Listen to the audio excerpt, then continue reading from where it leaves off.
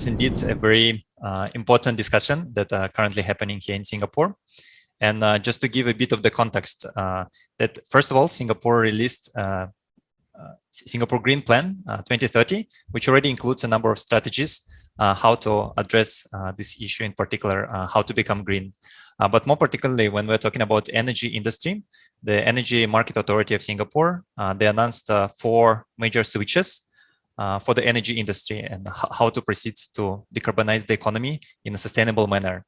So this strategy includes, again, 4 topics, starting from the most immediate area where we can have the biggest impact and moving slowly to the mid-term solutions and the long-term solutions, which will lead eventually to answering the question of the energy mix. So on the short-term horizon, what is currently projected by EMA is currently Singapore gets around 95% of its energy from the natural gas. And of course, the short-term strategy is to increase efficiency as much as possible of the existing technologies through carbon capture, to making sure that the plants and power plants run as efficiently as possible. And in parallel, of course, working on the energy efficiency, both for buildings, residential, commercial, and industrial sites. So this is more like on the short-term strategy. Then moving into the midterm, Singapore has a very scarce land. So unfortunately, traditional renewable energy sources such as solar are very limited just by the amount of land that we have available in Singapore. But there is still a very ambitious plan within the next 10 years by 2030 to deploy 2 gigawatt peak of solar energy in Singapore. Basically, that can bump the energy production through renewable sources almost up to 5% in Singapore. But as you can see, it's still not solving the major question, how to become even more sustainable, even greener. So that's where the next part comes in. And the next part is regional power grids. So since Singapore doesn't have enough land for the solar power, there is no wind to generate electricity from the wind sources or from other renewable energy sources that are currently available on the market. So regional power grids can solve part of this problem by basically exporting the power generated in other countries, in the neighboring countries around Singapore. And then Singapore can purchase these green electrons from our neighbors. So that's more like a midterm strategy. There are already first pilot projects that are currently in progress and happening right now. But eventually, by 2030, the percentage of green electricity which is going to Singapore from neighboring countries will be increasing. So this is the third switch, which is regional power grids. And the last, fourth switch is emerging low carbon alternatives, such as hydrogen. So this is not the immediate answer to the current problem. And that's more the solution for the next 10, 20 years to get any meaningful percentage of energy generated from, for example, green hydrogen source. So as you can see, so gradually, there will be a reduction, of course, in the energy generated from traditional energy sources such as natural gas, but it will be very slow and gradual reduction. And hopefully the biggest bump will come from regional power grids, be it from the neighboring countries or as far as the sun cable from Australia. And eventually, hopefully new energy sources, which are not, might not be commercially available right now, but Singapore is working hard on making sure that they will be available within the next 10, 20 years. So 4 switches, natural gas and energy efficiency, solar panels in Singapore and solar energy generation here, regional power grids, and low carbon alternatives. That's a very interesting question. And I think you're talking about the project Sun Cable.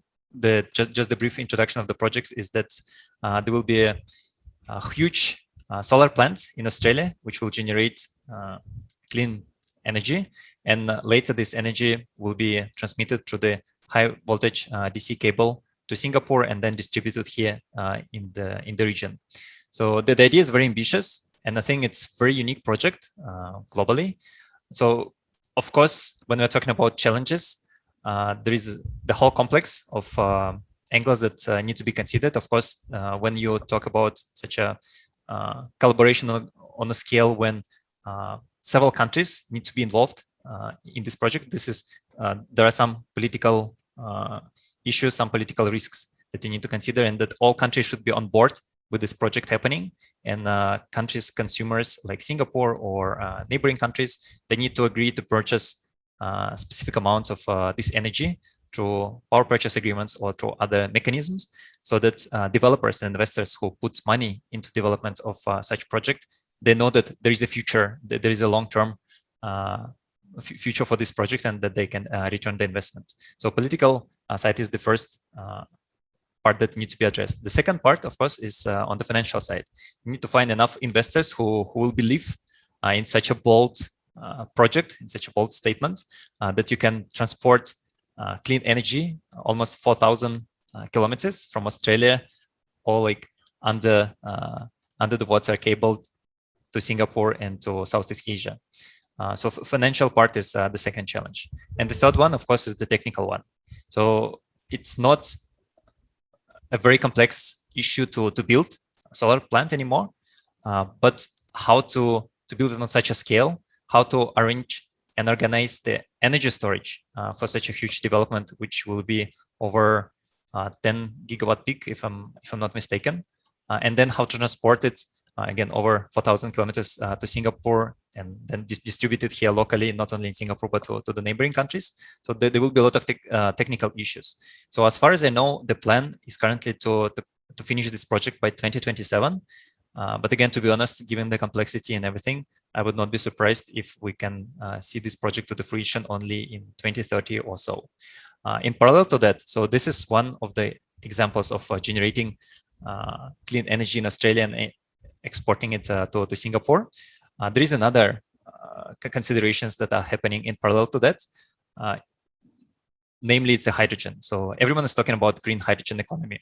In Australia, it's not a secret, they would like to become a great exporter of hydrogen, because they have abundance of renewable energy, which can facilitate production of this green hydrogen. And eventually, of course, this green hydrogen should be transported to other countries that can consume it. For example, like Singapore, which doesn't have their own renewable energy sources. Singapore will be happy to buy such green hydrogen, say from Australia, maybe even to become a hub, regional hub, to store it safely in Singapore, to distribute it in this among Southeast Asian countries. So all of this requires infrastructure planning and again, intergovernment collaborations. So all of this is already happening. So the governments and other players are talking to explore how to build this supply chain, because technology at each stage is still not mature enough. It's not at the commercial stage. Again, in some areas it's more advanced than the others, but you need to build the full chain, starting from the hydrogen generation in Australia to storage, to liquefaction, to transporting it to Singapore, and then storing it here, distributing it here, and using again in the efficient way, and the way that will be eventually beneficial and green. When we're talking about energy and hydrogen, of course, we're talking about green hydrogen. So there are some interesting developments, both in terms of sun cable and in terms of the hydrogen supply chain that can be built over the next, again, 10, 15 or 20 years between Australia and Singapore. Most of the startups, even be it local startups in Singapore or overseas companies who are coming to Asia, so when they're opening office in Singapore, very often they understand that Singapore is a fairly limited market in terms of the size, and of course, many of them, they plan to expand further into the region, be it Southeast Asia or even APAC region, and go as far as India or China. But Singapore usually serves as a launch pad, or as a your first step into Asia. Again, thanks to the infrastructure, to the government support, to ease of doing business, and also establishing your first network. But you're right. Eventually, startups come to either centers of innovations or other partners, again, government agency, consultants, or just looking for investment partners or corporate partners who can help them to to expand further. So after setting up in Singapore, they're looking what is the next most suitable market, because again, each market is very different. Thailand, Philippines, Indonesia, or if you're talking about big markets like China or India, all of them, they have their own advantages and challenges. So for each particular startup, they need to see first which market makes sense to expand immediately.